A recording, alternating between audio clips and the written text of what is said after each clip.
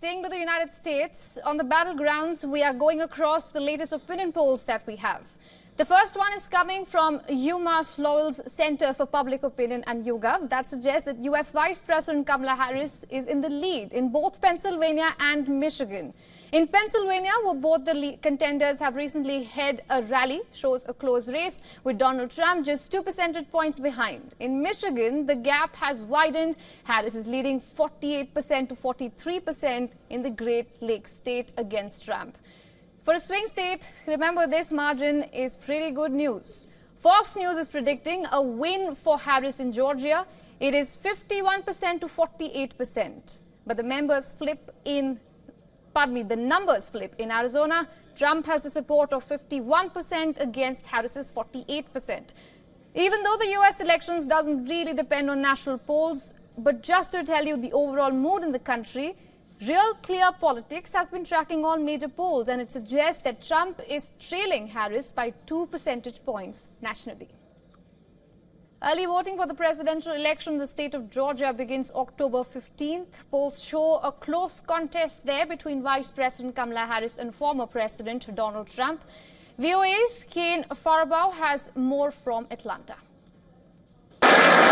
Georgia Governor Brian Kemp and Vice Presidential nominee J.D. Vance shared the stage at a recent dinner, a show of Republican Party unity after years of discord between Kemp and former President Donald Trump. We're finna start all over. Atlanta voter Dorothy Harp is not concerned about Trump's feud with Kemp over the 2020 election, which Trump falsely says he won in Georgia.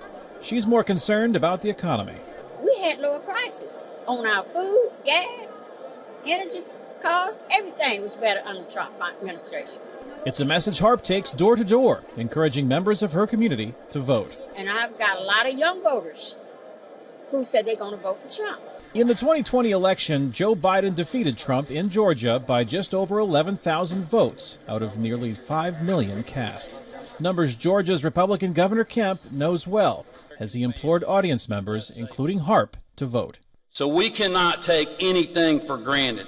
We cannot take our foot off the gas. Georgia is fully in play again. Atlanta Mayor Andre Dickens, a Democrat, says polls show another close race this year between Trump and Vice President Kamala Harris. People sometimes get disenfranchised by thinking that their vote doesn't matter, but we have to go out there and make sure everyone knows that their vote does matter. Listen, every vote counts. Elijah Grace is with the voter advocacy organization, the New Georgia Project Action Fund, whose workers go door to door to promote voter registration. We specialize in targeting the black and brown people across the state, making sure that they have all the resources that's needed to cast their ballot. A 2020 Pew Research Center study showed Georgia's eligible black voting population made up a third of the state's total electorate.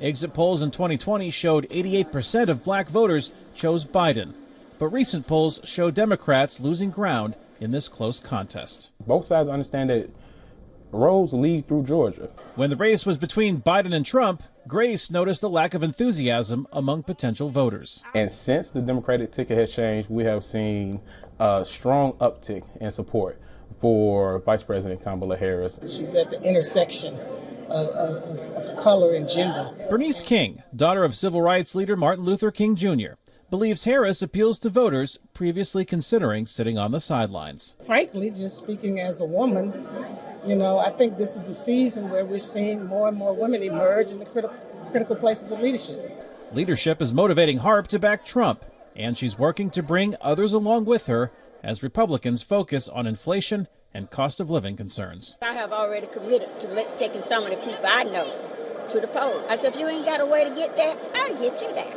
Polls open in Georgia for early voting on October 15th. Kane Farabaugh, VOA News, Atlanta. For all the latest news, download the WION app and subscribe to our YouTube channel.